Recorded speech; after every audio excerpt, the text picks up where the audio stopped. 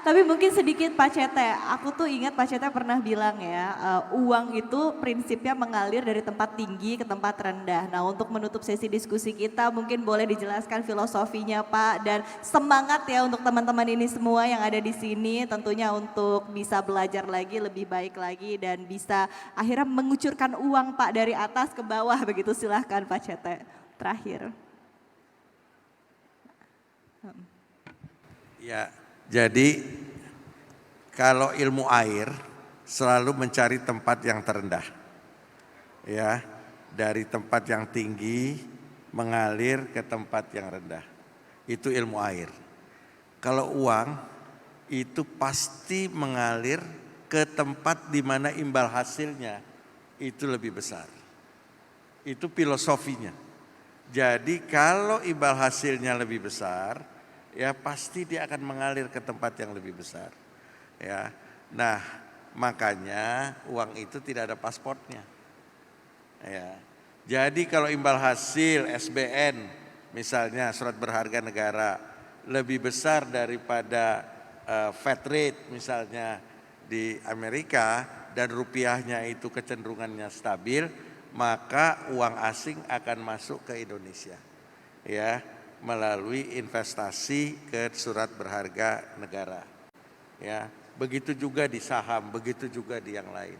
Jadi harus tetap dijaga competitiveness daripada sebuah negara terhadap sistem keuangannya agar uang itu mengalir. Tapi ini uang yang mengalir ini sifatnya lebih fluktuatif. Yang lebih baik adalah investasi yang berbentuk fisik. Apakah membangun pabrik, membangun apapun segala macam. Kenapa? Karena dia nggak bisa bawa pabriknya balik, dia nggak bisa bawa hotelnya balik, dia nggak bisa bawa segala macamnya balik. Kalau uang, anytime, kalau dia invest di saham dia bisa jual sahamnya, ditarik balik. Ya, dia invest di surat berharga negara, ya, dia bisa jual, dia tarik balik. Itu yang mengakibatkan ketidakstabilan sistem ekonomi kita. Makanya dijaga investasi sektor real lebih banyak daripada sektor keuangan. Itu aja. Oke baik, terima kasih Pak Hairul Tanjung. Terakhir Pak Purbaya, closing statementnya ada yang ingin disampaikan mungkin? Iya, atau sudah cukup? Closing statementnya apa ya? Jadi gini, ini teman-teman kan kebanyakan Gen Z ya sekarang, Gen Z ya.